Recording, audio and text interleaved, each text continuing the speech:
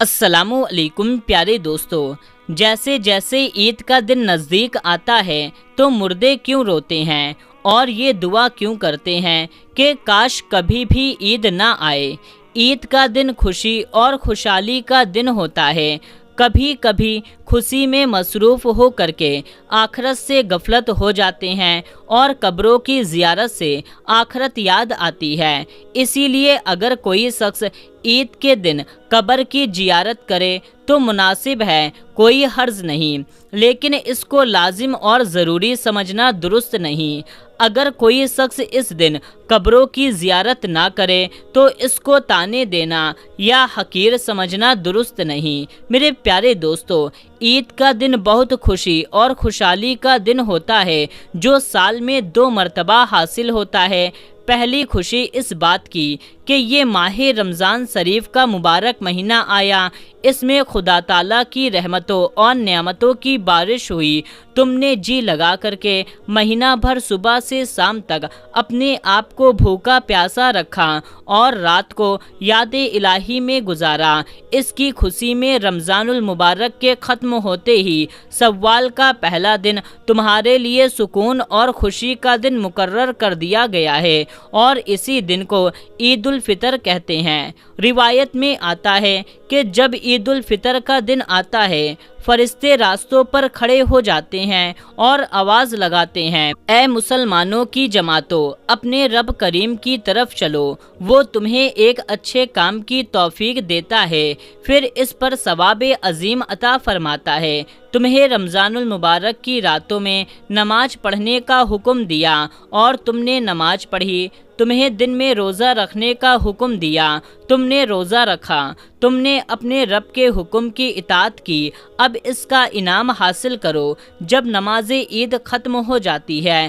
تو فرشتے آواز لگاتے ہیں، خوش ہو جاؤ کہ تمہارے پروردگار عالم نے تمہاری مغفرت فرما دی، اب تم خوشی خوشی اپنے گھر کو لوٹ جاؤ۔ اور اسی دن کو انعام و اکرام کا دن بھی کہا جاتا ہے کہ جب نبی کریم صلی اللہ تعالیٰ علیہ وسلم مکہ مکرمہ سے ہجرت کر کے مدینہ منورہ پہنچے تو اہل مدینہ سال میں 2 میلے کرتے تھے۔ جب حضور اکرم صلی اللہ تعالیٰ علیہ وسلم نے دریافت فرمایا کہ یہ کیا ہے تو انہوں نے عرض کیا، یا رسول اللہ صلی اللہ تعالیٰ علیہ وسلم، زمانہ جاہلیت میں ہم ان دنوں میں خوشی مناتے تھے۔ حضور اکرم صلی اللہ تعالیٰ علیہ وسلم نے ارشاد فرمایا، خدا تعالیٰ نے ان کے بجائے اس سے بہتر دن خوشی منانے کے لیے تمہیں عطا فرمائے ہیں، ایک عید الفطر اور دوسرا عید الاضحیٰ۔ عید کے دن 2 رکعت نماز واجب ہے۔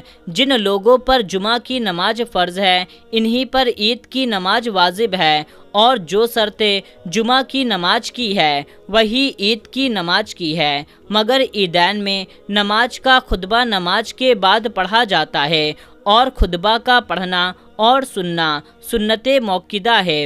اور عید کی نماز کے لیے اذان اور تکبیر نہیں، بلکہ آفتاب بلند ہونے کے بعد سب مسلمان ایک جگہ جمع ہو جائیں، اور جب سب جمع ہو جائیں تو امام ان کو 2 رکعت نماز پڑھائے۔ ہر رکعت میں 3 زائد تکبیر کہی جائے۔ ان زائد تکبیر کا کہنا امام اور مقتدی دونوں پر واجب ہے۔ اس کے بعد امام منبر پر کھڑے ہو کر کے خطبہ پڑھے۔ اب بات یہ ہے کہ عید تو تمام جیتے جاگتے انسانوں کے لیے تو خوشی کا دن ہے، لیکن مردے یہ کیوں کہتے ہیں کہ کاش کبھی بھی عید نہ آئے؟ ہم لوگ تو عید کی خوشی منا رہے ہوتے ہیں، لیکن مردے عید آنے کا غم کیوں مناتے ہیں؟ کچھ مردے ایسے ہیں جو عید کے آنے پر بہت زیادہ دکھ ہو جاتے ہیں اور بہت مصیبت ان کے اوپر آنے والی ہوتی ہے، اور اس وجہ سے وہ لوگ بہت زیادہ پریشان ہوتے ہیں۔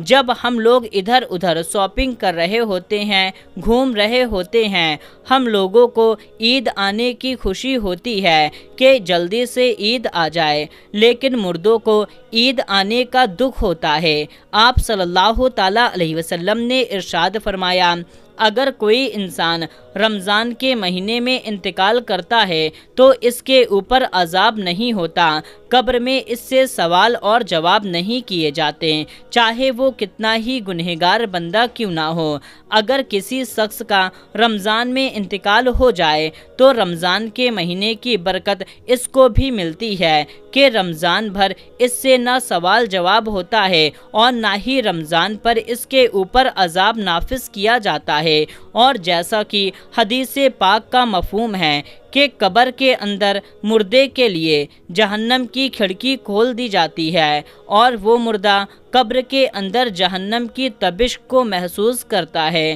تو جو گنہگار مردے ہوتے ہیں وہ اس طرح سے جہنم کے عذاب کو اور گرمی کو قبر کے اندر محسوس کرتے ہیں۔ لیکن جب رمضان کا مہینہ آتا ہے تو آپ صلی اللہ تعالیٰ علیہ وسلم نے ارشاد فرمایا کہ جب رمضان کا چاند دکھ جاتا ہے تو جنت کے دروازے کھول دیے جاتے ہیں، جہنم کے دروازوں کو بند کر دیا جاتا ہے، قبر سے عذاب اٹھا لیا جاتا ہے اور اللہ تبارک و تعالیٰ کی رحمتوں کا نزول ہوتا ہے۔ یہ ساری چیزیں ہوتی ہیں تو جو مردہ ہوتا ہے اس کو بڑی راحت ملتی ہے۔ رمضان کے آنے سے مردہ بڑا خوش ہوتا ہے کہ ہمارے اوپر سے عذاب اٹھا لیا گیا، جو قبر کے اندر ہمارے لیے جہنم کے دروازے کھلے ہوئے تھے وہ دروازہ بند کر دیا گیا، تو وہ مردہ بڑی راحت محسوس کرتا ہے۔ اب سوال یہ پیدا ہوتا ہے کہ جن لوگوں کے اوپر سے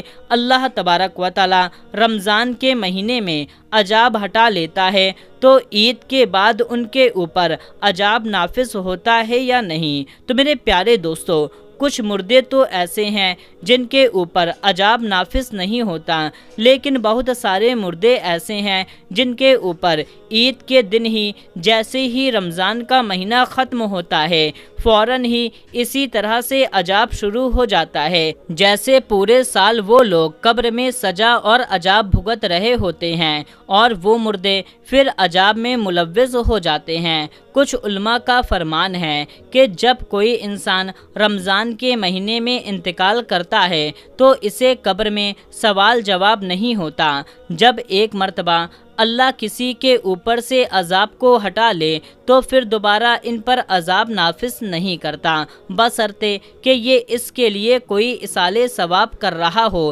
یا مغفرت کی دعا کر رہا ہو۔ ہر مردے کو اس کے اعمال کے مطابق سزا دی جاتی ہے۔ جو لوگ مسلمان ہوتے ہیں اور گنہگار ہوتے ہیں تو اللہ تبارک و تعالیٰ ان کو ان کے گناہوں کی وجہ سے سزا دیتا ہے، اور جب اللہ تبارک و تعالیٰ چاہتا ہے تو ان کو معاف کر دیتا ہے اور رمضان میں ان سے عذاب ہٹا لیتا ہے، اور پھر اللہ تبارک و تعالیٰ اگر چاہے تو ان کو معاف کر دے اور اگر چاہے تو پھر ان کو عذاب دیتا ہے۔ اور جو لوگ مسلمان نہیں ہوتے بلکہ کافر اور مشرک ہوتے ہیں تو اللہ تبارک و تعالیٰ کا ان پر رمضان کے بعد پھر سے جیسے عید کا چاند نظر آتا ہے ان پر عذاب مسلط کر دیا جاتا ہے اور وہ پھر سے پورا سال ہی عذاب میں مبتلا رہتے ہیں۔ تو میرے پیارے دوستو، جب رمضان کا مہینہ ختم ہوتا ہے تو رمضان کی برکتیں بھی ختم ہو جاتی ہیں، شیطان کو قید سے رہا کر دیا جاتا ہے، مردوں پر سے رحم کا معاملہ ختم ہو جاتا ہے، جہنم کے دروازے جو رمضان میں بند تھے رمضان کے جانے کے بعد کھول دیے جاتے ہیں، جنت کے دروازے کو اللہ تعالیٰ بند فرما دیتا ہے۔ ان سب باتوں کا مردوں کو علم ہوتا ہے تو رمضان کے جانے سے قبر والے یہ سوچتے ہیں کہ اب رمضان جا رہا ہے اور پھر عید جیسے ہی آئے گی، اس کے بعد ہم پر عذاب کو پھر سے نافذ کر دیا جائے گا، جس کی وجہ سے وہ غمگین ہو جاتے ہیں اور روتے ہیں۔ رمضان بھر تو مرحومین کی عید ہوتی ہے کہ ان پر کوئی عذاب نہیں ہوتا۔ ہم لوگ رمضان کے آخری عشرے میں جب اپنی مغفرت کی دعا اللہ تعالیٰ سے کرتے ہیں تو پھر ہمیں اپنے مرحومین کے لیے بھی زیادہ سے زیادہ احصال ثواب کرنا چاہیے، صرف اپنے ہی مرحومین کے لیے نہیں بلکہ تمام مومنین مومنات، مسلمین مسلمات کو یاد رکھنا چاہیے اور ان کے لیے بھی مغفرت کی دعا کرنی چاہیے اور ان کو بھی احصال ثواب کرنا چاہیے۔ اللہ تبارک و تعالی سے دعا ہے کہ اللہ تبارک و تعالی ہمیں نیک اعمال کرنے اور گناہوں سے بچنے کی توفیق عطا فرمائے اور ہمیں اپنے مرحومین کے لیے زیادہ سے زیادہ احصال ثواب کرنے اور ان کی مغفرت کی دعا کرنے کی توفیق عطا فرمائے۔ اللہ تبارک و تعالی ہم سب مسلمانوں کو دنیا و آخرت دونوں جہاں میں نعمت عطا فرمائے۔ تو آمین اللہم آمین۔ میرے پیارے دوستو، کمنٹ باکس میں آمین ضرور ٹائپ کیجیے گا، اور یہ ویڈیو آپ کو ذرا بھی اچھی لگی ہے تو آپ اس ویڈیو کو ایک لائک کر دیں اور اس چینل کو بھی سبسکرائب کر لیں۔ تو دوستو ملتے ہیں، تب تک کے لیے السلام علیکم، اللہ حافظ۔